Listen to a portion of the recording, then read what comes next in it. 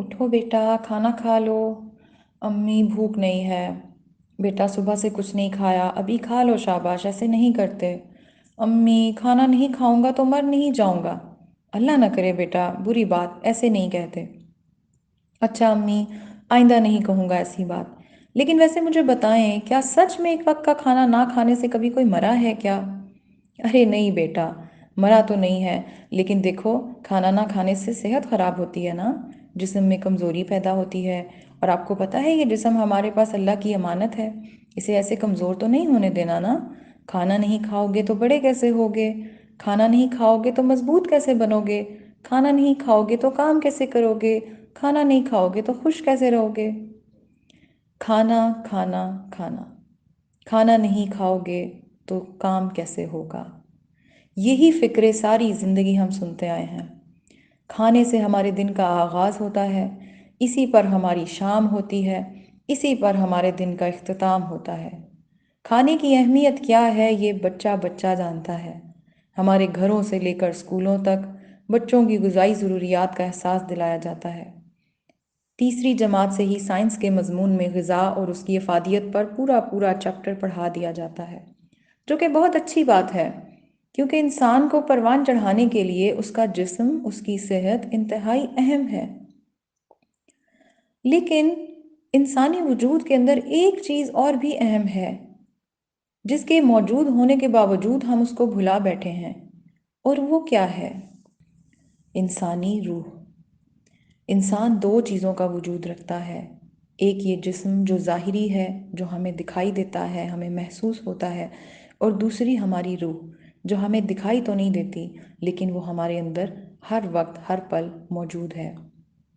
तो जिस्म की ग़िज़ा का तो हमें मालूम है, लेकिन रूह का क्या? उसकी ग़िज़ा कहाँ से आएगी? हमारे माशरे में एक बात मशहूर है कि रूह की ग़िज़ा मौसीकी है। तो क्या वाकई ही मौसीकी से रूह को ग़िज़ा मिलेगी?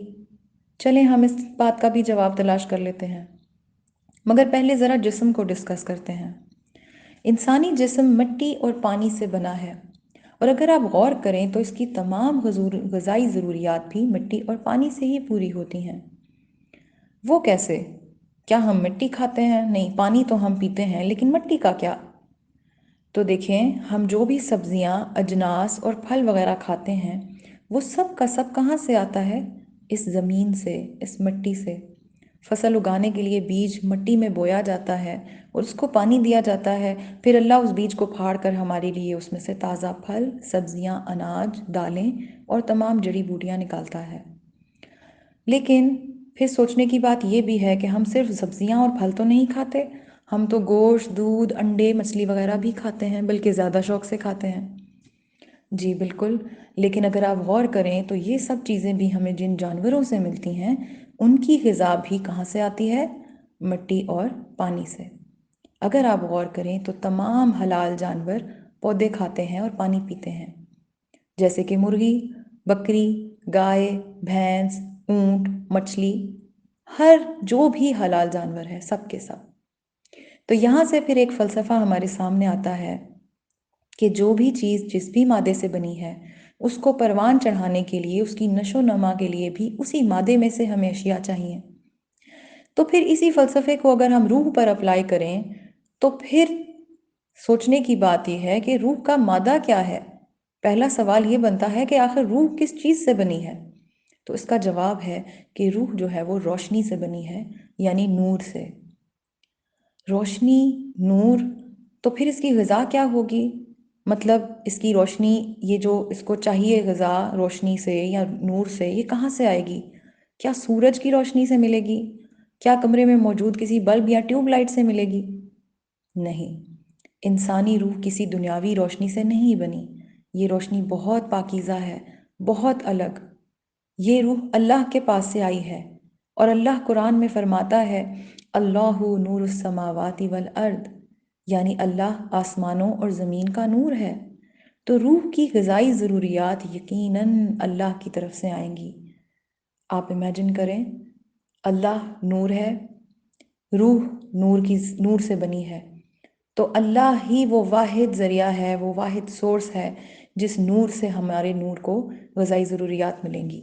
تو پھر وہ کیسے پورا ہوگا؟ سوال یہ پیدا ہوتا ہے کہ کیسے؟ تو اس کا جواب ہے قرآن پاک۔ جی ہاں، قرآن اللہ کے الفاظ ہیں، اللہ کا کلام ہے، اللہ کا کلام ہے یہ کوئی عام کتاب نہیں ہے، یہ اللہ کے الفاظ ہیں۔ قرآن ایک نور ہے، قرآن وہ نور ہے جو اللہ کی طرف سے ہماری طرف بھیجا گیا ہے۔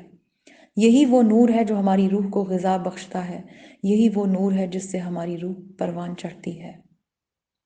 اب آپ خود دیکھ لیں اور غور کریں کہ کیا ہم اپنی روح کی غذا کا اہتمام کر رہے ہیں اس انداز سے جس طرح ہم جسم کی غذا کا کرتے ہیں، صبح شام دن رات؟ اس سوال کا جواب عموماً نفی میں پایا جاتا ہے۔ ہمارے پاس جسم اور روح دونوں ہی اللہ کی امانت ہیں۔ ایک انسان کا وجود اس کی روح کے بغیر ادھورا ہے۔ جس دن روح پرواز کر جائے گی، انسان کا یہ وجود مردہ کہلائے گا۔ تو جسم جتنا مرضی توانا ہو، اگر روح کمزور ہے تو پھر انسان کبھی خود کو مطمئن نہیں کر سکتا۔ ہمارے معاشرے میں اس قدر ڈپریشن کیوں ہے؟ ہر کوئی ناخوش کیوں ہے؟ ہمارے اندر اتنی بے چینی کیوں ہے؟ ہمیں اچھی نیند کیوں نہیں آتی؟ ہم اس کا جواب تلاش کرنے کے لیے ڈاکٹرز کے پاس جاتے ہیں۔ ڈاکٹر ہمیں ادویات بھی دیتے ہیں، مگر اس کے باوجود ہمارے یہ مسائل حل نہیں ہوتے۔ آخر کیوں؟ کیونکہ ہمارے وجود کا ایک بہت اہم حصہ نہایت کمزوری کا شکار ہے۔ اسے ہم نے عرصہ دراز سے کھانا نہیں کھلایا، پھر آخر ہم خوش کیسے رہ سکتے ہیں؟ تو آج کے بعد جہاں ہم اپنی جسم کی ضروریات کا، غذائی ضروریات کا اس قدر خیال رکھتے ہیں، اور اگر جسم کہیں کمزور پڑتا ہے تو فوراً ڈاکٹر سے رابطہ کر کے ادویات کے ذریعے اس کو ریکور کرنے کی، ملٹی وائٹامنس کے ذریعے ریکور کرنے کی کوشش کرتے ہیں، وہاں ہم نے اپنی روح کو بھی دیکھنا ہے، اس کی بھی غذائی ضروریات کا خیال رکھنا ہے، اور قرآن کو اپنی زندگی کا حصہ بنانا ہے، بالکل اس طرح جیسے ہم کھانے کو اپنی زندگی کا حصہ بنائے ہوئے ہیں۔ آج کے سیشن میں ایک سوال کا جواب میں آپ کو نہیں دے سکی، اور وہ یہ ہے کہ موسیقی روح کی غذا ہے۔ اس کا جواب انشاءاللہ تعالیٰ آپ کو اگلی ویڈیو میں ملے گا۔ آج کی اس ویڈیو کے اختتام پر میں ماں اور بچے کی اس گفتگو کو ایک بار پھر دہرانا چاہتی ہوں جو ہم نے اس ایپیسوڈ کے سٹارٹ میں سنی، لیکن اب جسم کے حوالے سے نہیں بلکہ روح کے حوالے سے، اور میں امید کرتی ہوں کہ آج کے بعد سننے والوں میں جتنی مائیں موجود ہیں اب اپنے بچوں کو وہ جس طرح غذا کی اہمیت کا اندازہ کراتی ہیں، جس طرح اس کی اہمیت کا بار بار بتاتی ہیں، اسی طرح قرآن کی اہمیت کا بھی ضرور بتائیں گی انشاءاللہ۔ اٹھو بیٹا، قرآن پڑھ لو۔ امی دل نہیں چاہ رہا۔ بیٹا صبح سے قرآن نہیں پڑھا، ابھی پڑھ لو، شاباش، ایسے نہیں کرتے۔